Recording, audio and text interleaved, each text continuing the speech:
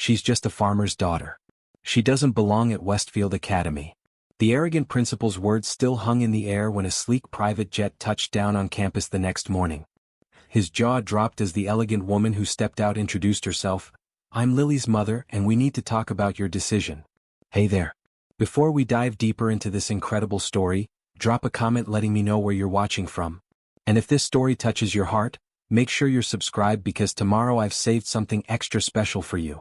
Westfield Academy stood tall against the clear blue September sky. Its red brick Georgian facade and perfectly manicured lawns were a testament to 2 centuries of privilege and exclusivity. Iron gates bearing the school's crest and Latin motto, Excellentia per Privilegium, excellence through privilege, guarded the entrance to what many considered the finest preparatory school in the Northeast. Dr. Richard Harrington, the 57-year-old headmaster with salt and pepper hair and perpetually pursed lips, had overseen Westfield's rise in national rankings during his 15-year tenure, largely by being extraordinarily selective about which families were deemed Westfield material. Monday morning sunlight streamed through the stained glass windows of his wood-paneled office as he prepared for his 9:30 appointment, an application interview he'd been dreading since it had been scheduled. "The Sullivans are here, sir," his assistant announced with uncertainty in her voice. "Send them in," he replied with a practiced smile that didn't reach his eyes. "And perhaps have maintenance ready afterward," he added in a lower tone. "I suspect there might be mud." Thomas Sullivan entered first, his tall frame making the grand office seem momentarily smaller. Despite his obvious attempt to dress for the occasion in a clean button-down shirt and pressed slacks, Dr. Harrington immediately noted the man's calloused hands, sun-weathered skin, and the slight awkwardness with which he carried himself in such formal surroundings. Behind him came his daughter, Lily Sullivan, a slender 15-year-old with intelligent hazel eyes and brown hair pulled back in a simple ponytail. She wore a modest blue dress that, while clean and neat, clearly hadn't come from the boutiques that most Westfield parents frequented. "Miss Sullivan," Dr. Harrington finally said after flipping through her application folder, his voice dripping with disdain. "While your academic credentials are adequate, I'm afraid Westfield Academy maintains certain standards that extend beyond mere test scores." He emphasized the word mere, as though straight A's and perfect standardized test scores were somehow trivial. Thomas leaned forward, a hint of pride in his voice. "Sir, my daughter has been the top student at Oak Ridge High for 3 consecutive years. Her environmental science project won the state competition, and she's been taking advanced placement courses and college-level classes online since she was 13. The headmaster's eyes narrowed as they drifted to Mr. Sullivan's boots on his antique Persian carpet. Despite being cleaned, they still bore the unmistakable signs of work on a farm. A small speck of dried mud had fallen onto the intricate pattern of the rug. "Yes, I'm sure she performed admirably at her rural school," he replied with a dismissive wave. "However, Westfield students come from backgrounds that prepare them for the level of sophistication and networking expected here. Our alumni go on to Ivy League universities and prestigious careers. Furthermore," Dr. Harrington continued, adjusting his gold cufflinks, "our tuition is quite substantial. I notice you've applied for financial assistance, but our scholarship funds are extremely limited and reserved for candidates with exceptional circumstances or connections to our donor network." The implication was clear. Farmers need not apply. "Sir, we're not asking for charity," Thomas replied, his weathered face reddening slightly. "My daughter deserves this opportunity based on her merits. We're prepared to make sacrifices for her education." "Mr. Sullivan," the headmaster interrupted, folding his hands on the desk. "We have dozens of applicants from families who have supported this institution for generations. Families who understand our traditions, our values, and frankly, our social circles. I simply don't see how your daughter would fit in here." Lily, who had remained silent until now, finally spoke. Her voice was soft but remarkably clear and articulate. "I understand your concerns, Headmaster Harrington. May I ask what specifically about my application was lacking? I'd like to know for future reference." There was no anger in her tone, only genuine curiosity and a maturity that momentarily caught the headmaster off guard. "Well, it's not any one thing, young lady," Dr. Harrington replied, slightly discomforted by her composure.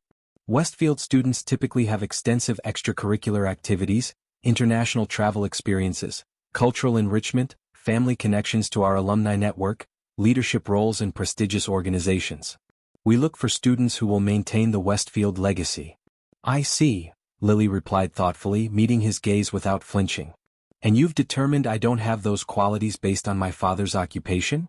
"I've made my decision based on a holistic review of your application, Miss Sullivan," he said, his smile tightening. "The committee and I feel you would be better served in an environment more aligned with your background." He stood abruptly, extending his hand to Thomas to signal the end of the meeting. "Perhaps the public school in your district would be more suitable." As Thomas and Lily gathered their belongings and walked toward the door, the headmaster heard Thomas whisper to his daughter, "Don't worry, honey. When your mother gets back tomorrow, we'll figure something out." Dr. Harrington gave a dismissive sigh as the door closed behind them. What could a farmer's wife possibly do about his decision? Probably arrive in overalls to plead their case, or offer homemade preserves as a bribe. He chuckled at the thought as he straightened the papers on his desk. He would find out sooner than he expected. If you're enjoying this story so far, hit that like button. And let me know in the comments if you've ever been underestimated because of your background. Thomas held the truck door open for his daughter as they left Westfield's visitor parking lot. The late morning sun illuminated the campus behind them, making the rejection sting even more as they watched other prospective students and their well-dressed parents being greeted with warm smiles by staff members. "I'm sorry, Lily Flower," Thomas said quietly as he climbed into the driver's seat of their weathered Ford pickup. The truck, while meticulously maintained, was nearly 15 years old, a stark contrast to the luxury vehicles filling the academy's parking spaces. Dr. Harrington had already made up his mind before we even walked through the door. "It's not your fault, Dad," she replied, her voice steady despite the disappointment evident in her eyes. "And it's not mine either. Some people just can't see past appearances." They drove in thoughtful silence for several minutes, the scenic countryside gradually replacing the manicured suburbia surrounding Westfield Academy. Fields of corn and soybeans stretched out on either side of the road, punctuated occasionally by farmhouses and barns. "What do you think Mom will say?" Lily finally asked as they turned onto the long gravel driveway leading to their property. Unlike the neighboring farms with their modest houses, the Sullivan residence sat farther back from the road, a beautiful two-story farmhouse with a wraparound porch and restored century-old architectural details. Behind it stood several modern agricultural buildings alongside the traditional red barn. "You know your mother," Thomas replied with a knowing smile. "She's going to have some choice words for Dr. Harrington, but more importantly, she'll have a plan. She always does." As they pulled up to the house, Lily noticed her father's expression change as he looked at his phone. "Everything okay, Dad?" Thomas nodded, putting the truck in park. "Your mom's flight got moved up. She'll be landing tonight instead of tomorrow morning." "Really?" Lily's face brightened considerably. "I've missed her so much. 3 weeks is too long even if it was for a good cause." Inside their home, the interior stood in sharp contrast to what most people would expect of a farmer's house. The open-concept living space featured tasteful modern furniture alongside carefully preserved antique pieces. One wall was dedicated to bookshelves filled with volumes on everything from agricultural science to quantum physics to classic literature. Another displayed family photographs alongside framed articles and awards, most featuring Lily's mother in various professional settings. Lily's attention was caught by the newest photograph on the wall, her mother standing beside a group of well-dressed dignitaries in front of a rural hospital somewhere in Southeast Asia. The elegant woman in the center of the image, with her confident stance and warm smile, looked nothing like what Dr. Harrington would imagine a farmer's wife to be. "Dad," Lily said suddenly, a spark of determination in her eyes. "I think I need to call Mom before she gets on her flight." Can you guess what Lily has in mind? Leave your predictions in the comments below. Meanwhile, back at Westfield Academy, Dr. Harrington was conducting another interview, this time with the Blackwells, a legacy family whose generous donations had funded the Academy's new Performing Arts Center.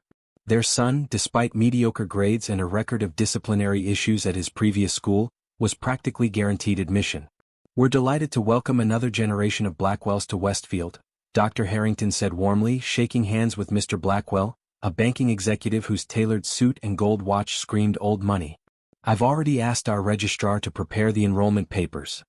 As the Blackwells left his office, Dr. Harrington's assistant, Mrs. Caldwell, entered with a concerned expression. "Sir, I've just received a rather unusual call," she said, her typically composed demeanor slightly ruffled. "It's about the Sullivan application you rejected this morning," she continued. "Apparently, someone from the Sullivan family has requested permission for a helicopter to land on the campus grounds tomorrow morning." Dr. Harrington stared at his assistant in disbelief before letting out a dismissive laugh. "A helicopter? The Sullivans? That has to be some kind of joke." Probably some farming friend with a crop duster thinking he can intimidate us. He shook his head. Deny the request, of course. Mrs. Caldwell shifted uncomfortably. That's just it, sir. The request didn't come from Mr. Sullivan. It came directly from the FAA, and it's not for a helicopter. It's for a private jet. Apparently, they've already been granted clearance for a temporary landing on the East Field. That's absurd, Dr. Harrington sputtered, rising from his chair. Who authorized this? Certainly not the board. The authorization came from the governor's office, sir, Mrs. Caldwell replied, her voice dropping slightly. And there's more. The jet in question is registered to Sullivan International Holdings. Dr. Harrington froze, the color draining from his face. Sullivan International Holdings? Are you certain? Mrs. Caldwell nodded. I double-checked, sir. The jet is scheduled to arrive at 9:30 tomorrow morning, and the school has been strongly encouraged to accommodate the request. But that's impossible, Dr. Harrington muttered, more to himself than to his assistant. Thomas Sullivan is a farmer. I saw his hands, his boots. His voice trailed off as he frantically tapped at his computer keyboard, pulling up a search engine. He typed Sullivan International Holdings and hit enter. The results made him sink slowly back into his chair. Sullivan International Holdings, global leader in sustainable agriculture technology and renewable energy solutions. Founded by Catherine Chin Sullivan, Ph.D., pioneering agricultural scientist and environmental engineer. Current market valuation, $4.2 billion. And there, at the top of the search results, was a photograph of a striking Asian American woman in her early 40s, elegant, poised, and unmistakably powerful, standing behind a podium at the World Economic Forum.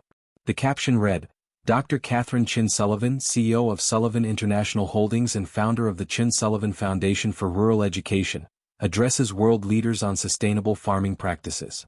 Dr. Harrington's mouth went dry as connections began forming in his mind. Sullivan. Chin Sullivan, the farmer with the academically brilliant daughter. The wife returning from a trip. Mrs. Caldwell, he said weakly, please pull me everything we have on Lily Sullivan's application. And find out if Catherine Chin Sullivan has any connection to our applicant. As his assistant hurried to comply, Dr. Harrington loosened his tie, suddenly finding it difficult to breathe. In his 20-year career in academic administration, he had made many judgment calls about students and families. But as he stared at the image of Dr. Catherine Chin Sullivan on his screen, he had the sinking feeling that this particular judgment might have been the worst mistake of his professional life.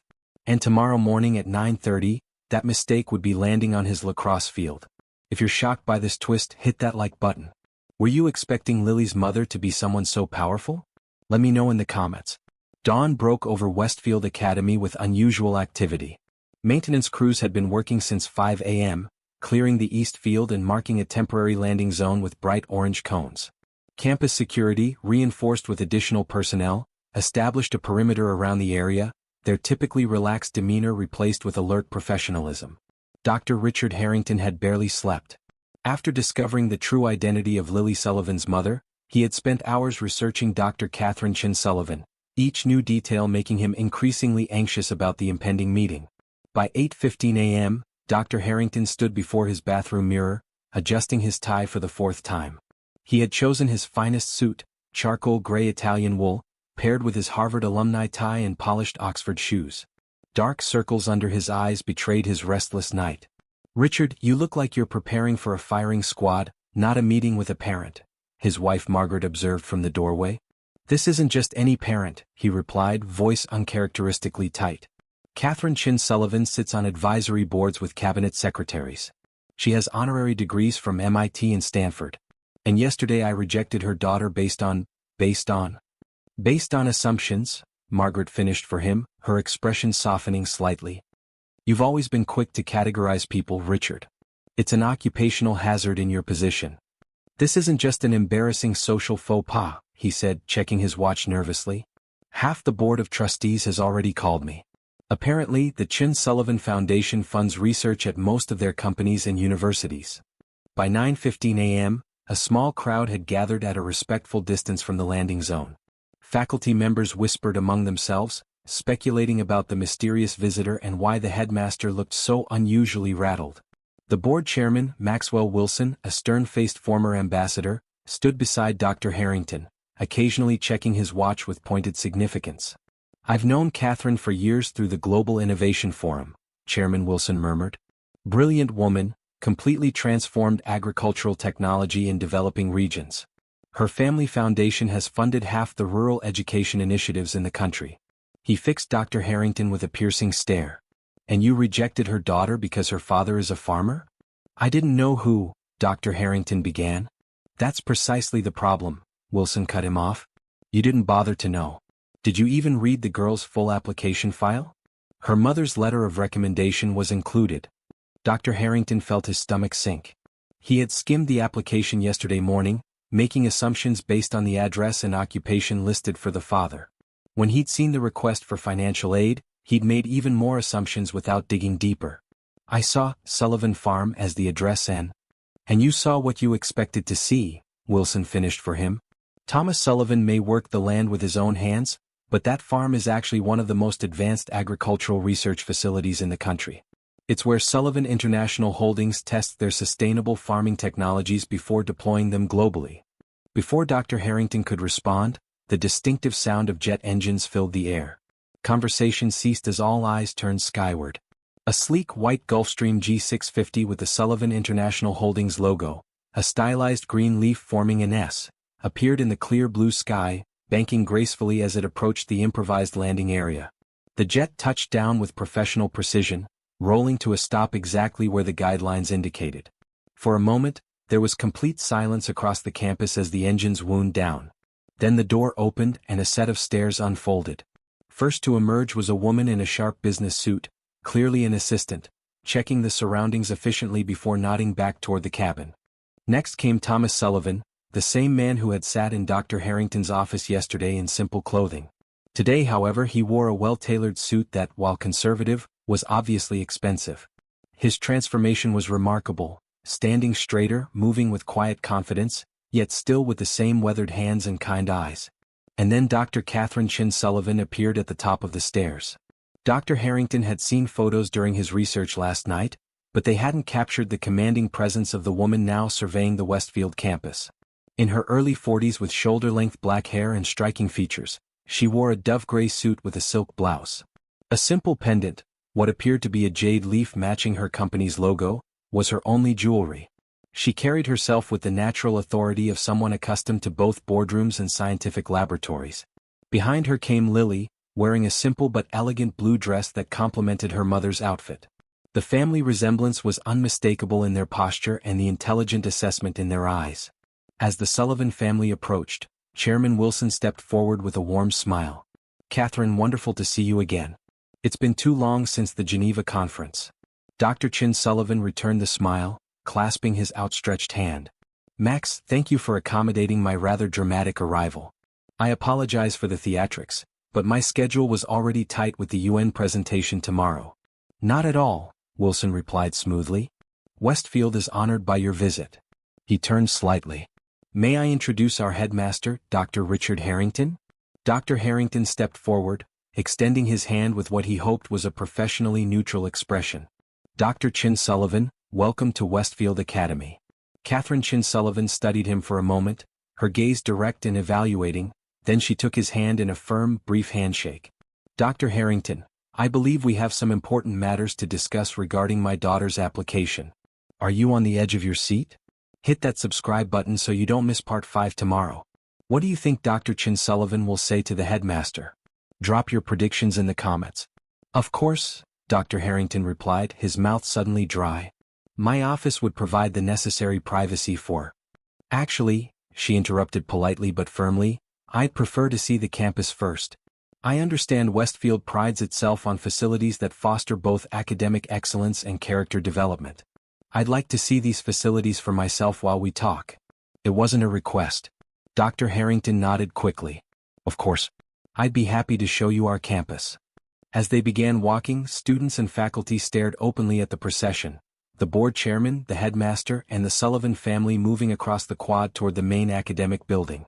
Thomas walked beside his daughter with a protective arm around her shoulders, while Dr. Chin Sullivan matched pace with Dr. Harrington, her attention seemingly focused on the campus architecture. "Beautiful grounds," she commented. "The Georgian buildings have been well preserved." "Thank you," Dr. Harrington replied, seizing on the neutral topic. Many of the original structures date back to 1842. We've maintained the historical character while modernizing the interiors for contemporary educational needs. Dr. Chin Sullivan nodded. A balance of tradition and innovation. Admirable. Then, without changing her conversational tone, she added, rather like my husband's approach to agriculture. Thomas comes from 5 generations of farmers, but he's integrated cutting-edge technology and sustainable practices that have revolutionized crop yields while reducing environmental impact. Dr. Harrington felt the pointed comment like a needle. Dr. Chin Sullivan, regarding yesterday's meeting, I want to express my sincere. Tell me, Dr. Harrington, she interrupted again, stopping to face him directly, what exactly are Westfield's admissions criteria? I'm curious because my daughter ranks in the top 0.1% nationally in standardized testing, has already published research in a peer-reviewed journal at 15, speaks 3 languages fluently, and has developed an agricultural algorithm that's currently being implemented in drought-affected regions of Africa. Her tone remained pleasant, but her eyes held him accountable. Yet somehow these accomplishments were deemed insufficient because her father's hands bear the marks of honest work and our address includes the word farmed. Around them, faculty members and students had stopped pretending not to listen, hanging on every word. Dr. Harrington felt a cold sweat forming at his temples. There appears to have been a serious misunderstanding. Had I known the full context of Lily's background. But that's precisely my point, Catherine said, her voice carrying clearly in the suddenly quiet courtyard. You shouldn't have needed to know who I am or what our family's resources might be. My daughter's achievements should have spoken for themselves. Perhaps we should continue this conversation somewhere more private, he suggested, gesturing toward the administration building. I don't think that's necessary, Catherine replied with a smile that didn't quite reach her eyes. After all, educational institutions should be transparent in their values and processes, wouldn't you agree? The students watching us now might learn something valuable about judgment, fairness, and accountability. Chairman Wilson, sensing the tension, attempted to intervene. Catherine, I assure you that the board takes these concerns very seriously. We pride ourselves on a fair and thorough admissions process. With all due respect, Max, Catherine responded, her tone remaining measured and professional, if that were entirely true, we wouldn't be having this conversation. My daughter's application was dismissed without proper consideration. She turned slightly to include Lily and Thomas in the conversation. When my husband called me last night to explain what happened, I was disappointed, to put it mildly. Lily stepped forward, her composure remarkable for a 15-year-old in such a charged situation. Mom, maybe we should. It's all right, Lily, Catherine said gently. This is an important teaching moment. She focused again on Dr. Harrington. You see, Dr. Harrington, my husband and I made a deliberate choice years ago. Despite our resources, we wanted Lily to grow up understanding the value of hard work, the importance of sustainability, and the reality of where food comes from. Thomas manages our research farm not because we can't afford staff, but because he loves the land and believes in the mission of our company. Thomas nodded, standing tall beside his wife. We could have settled in Manhattan or Silicon Valley. Catherine's work takes her around the world, but we chose rural living deliberately for our daughter's education, the kind that doesn't come from textbooks alone.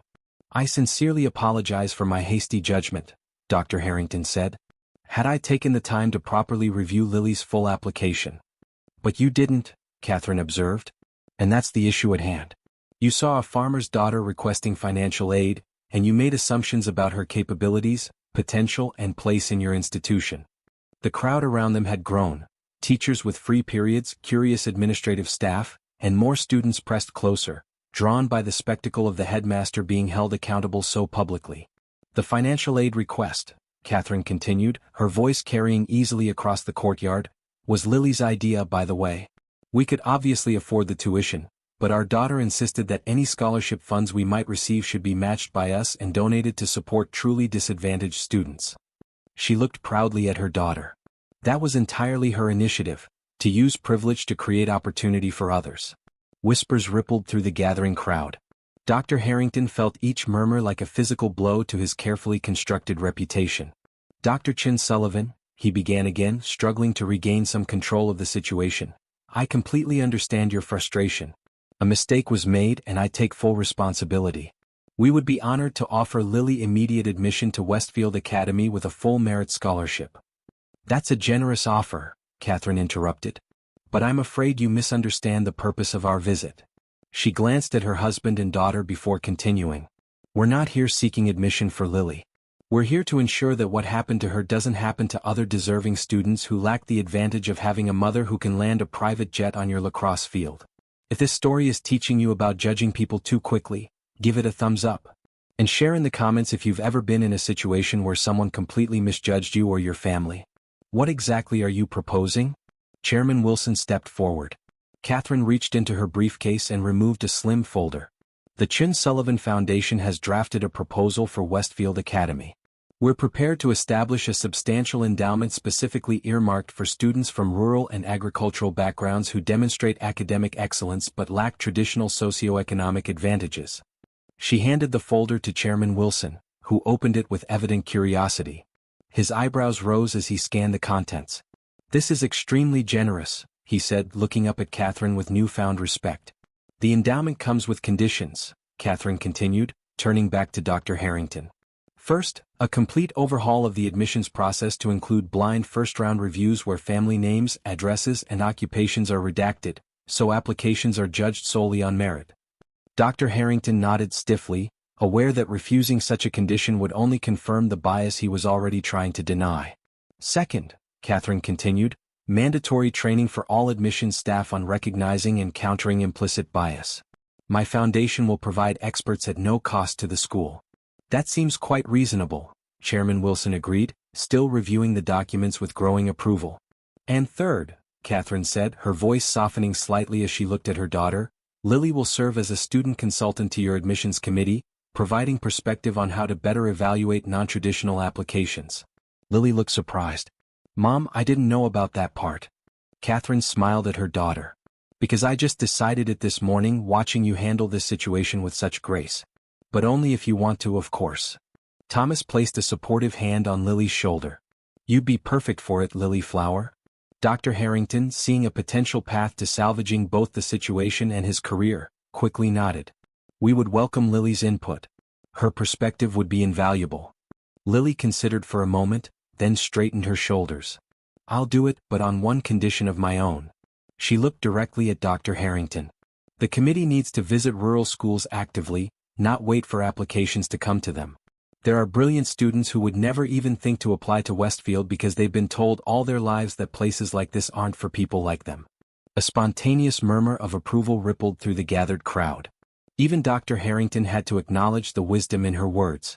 An excellent suggestion, he conceded. We'll implement an outreach program immediately. As the Sullivan family prepared to board their jet, Thomas paused at the foot of the stairs, turning back to Dr. Harrington with a smile that held no malice. You know, there's an old farming saying, you can tell the quality of the soil by what grows in it, not by how it looks to the eye. With that parting wisdom, the family ascended the stairs. Catherine and Thomas waved briefly to the assembled crowd before disappearing into the cabin, while Lily lingered a moment longer, surveying the campus thoughtfully before joining her parents. Minutes later, the jet taxied smoothly across the field and took to the sky, leaving behind a transformed Westfield Academy and a headmaster who had learned a valuable lesson about looking beyond appearances. The autumn leaves created a vibrant tapestry of red and gold across Westfield Academy's campus as students hurried between buildings. Among them walked Dr. Richard Harrington, observing the bustling activity with a different perspective than he'd held just 12 months earlier. The past year had transformed Westfield in ways he couldn't have imagined that fateful day when Catherine Chin Sullivan's private jet had landed on the lacrosse field. The changes were visible everywhere he looked, from the more diverse student body to the newly established Rural Excellence Program. Dr. Harrington paused outside the Academy's main hall, where workers were installing a new plaque beside the entrance. The bronze marker read, Chin Sullivan Scholars Program, Recognizing Excellence Beyond Boundaries. It's being unveiled at the gala tomorrow, came a voice behind him. Mom and Dad are flying in for the ceremony. Dr. Harrington turned to find Lily Sullivan approaching, carrying a stack of books and a tablet. Though she had ultimately chosen to continue her education at her previous school while serving as a special consultant to Westfield's admissions committee, she had become a frequent and welcome visitor to campus. The impact of your family's work has been revolutionary for us, he gestured to a group of students gathered nearby, a notably more diverse group than would have been seen at Westfield a year ago. The first class of Chin Sullivan scholars is already changing the culture here for the better. The numbers speak for themselves, he continued as they walked toward a meeting of the Admissions Reform Committee. Applications from rural communities have increased by 312% since implementing our outreach program. The blind first-round review has resulted in a 58% increase in socioeconomic diversity among admitted students. And academic performance metrics have risen across all demographics. After the meeting concluded, Dr. Harrington asked Lily to stay behind. "I wanted to share something with you before tomorrow's gala," he said, removing a small envelope from his jacket pocket. "The board received this letter from your mother yesterday." Lily opened the envelope curiously, unfolding a letterhead from Sullivan International Holdings. As she read, her eyes widened slightly. "Mom's endowing a permanent faculty position in rural education studies." Dr. Harrington nodded. "The Catherine and Thomas Sullivan Chair for Rural Educational Equity will allow us to bring in leading scholars to develop best practices for identifying and nurturing talent from agricultural communities." He paused, adding with a touch of self-deprecation, "Something I clearly needed schooling in."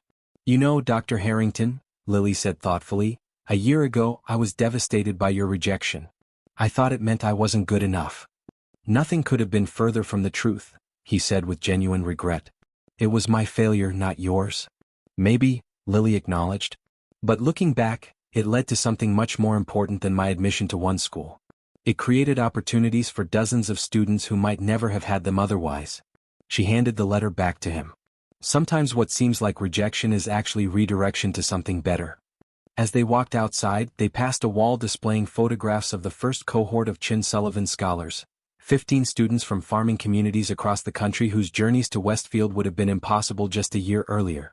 "The lesson I've learned," Dr. Harrington admitted, "is that excellence doesn't always wear designer labels or arrive with prestigious family names. Sometimes it has dirt under its fingernails from working the land. Our responsibility as educators is to recognize it in all its forms." Lily smiled. "That sounds like something my father would say." "He's a wise man, your father," Dr. Harrington replied. "It just took some of us longer to see it." Hey everyone. If this story touched your heart, make sure to like, comment, and subscribe. Where are you watching from? Let me know in the comments. And remember, never judge a book by its cover, or a student by their address. See you tomorrow with another incredible story you won't want to miss.